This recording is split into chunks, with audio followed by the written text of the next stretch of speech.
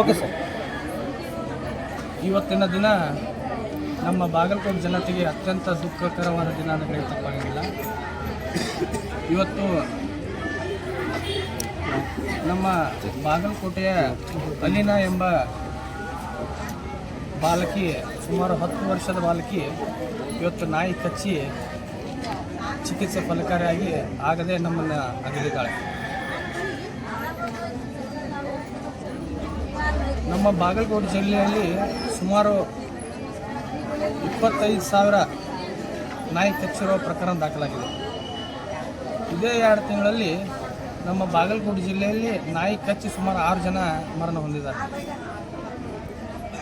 ಇತ್ತೀಚೆಗೆ ತಾನೇ ನಮ್ಮ ಬಾಗಲಕೋಟೆ ಜಿಲ್ಲೆ ಇಳಕಲ್ ನಗರದ ಅಗ್ನಿಶಾಮಕ ದಳದ ಸಿಬ್ಬಂದಿ ಕೂಡ ನಾಯಿ ಕಚ್ಚಿ ತೀರ್ಕೊಂಡು ತಮಗೆಲ್ಲ ಗೊತ್ತಿದ್ದಂಥ ವಿಷಯ. ಡಿಸೆಂಬರ್ 27ನೇ ತಾರೀಕು ಅಲೀನಾ ಎಂಬ ಬಾಲಕಿಗೆ ಮನೆಯ ಮುಂದೆ ಆಟ ಆಡಬೇಕಾದ್ರೆ ಬೀದಿ ನಾಯಿ ಕಚ್ಚಿ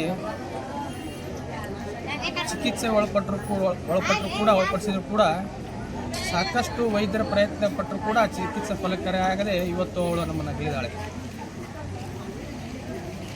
ನಮ್ಮ ನಗರಸಭೆ ನಿರ್ಲಕ್ಷ್ಯ ಇದಕ್ಕೆ ಕಾರಣ ಅಂತೇಳಿ ತಪ್ಪಾಗಲಿಕ್ಕಿಲ್ಲ.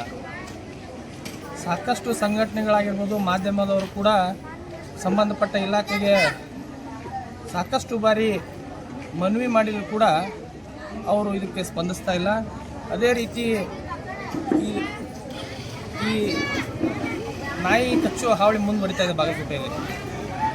ನಾನು ತಮ್ಮ ಮೂಲಕ ವಿನಂತಿ ಮಾಡ್ಕೊತೀನಿ, ನಮ್ಮ ಅಲೀನಾ ಎಂಬ ಬಾಲಕಿ ಇವತ್ತು ತೀರ್ಕೊಂಡಿದ್ದಾಳೆ, ಅವಳ ಕುಟುಂಬಕ್ಕೆ ಸರ್ಕಾರ ಪರಿಹಾರ ನೀಡಬೇಕು. ಇದೇ ರೀತಿ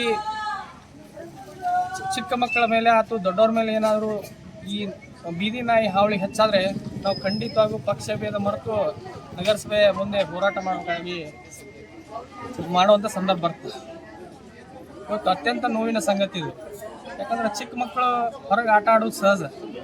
ಮತ್ತು ಈ ಹೊರಗೆ ಚಿಕ್ಕ ಮಕ್ಕಳು ಆಟ ಆಡ್ಬೇಕಾದ್ರೆ ಪ್ರತಿಯೊಬ್ಬರಿಗೂ ನಾಯಿ ಕಚ್ಚಿ ಈ ಥರ ಮರಣ ಹೊಂದಿದ್ರೆ ಅದಕ್ಕೆ ಹೊಣೆಗಾರ ಯಾರು? ಸಂಬಂಧಪಟ್ಟ ಅಧಿಕಾರಿಗಳು ಇಂತ ಉತ್ತರ ಕೊಡಬೇಕು.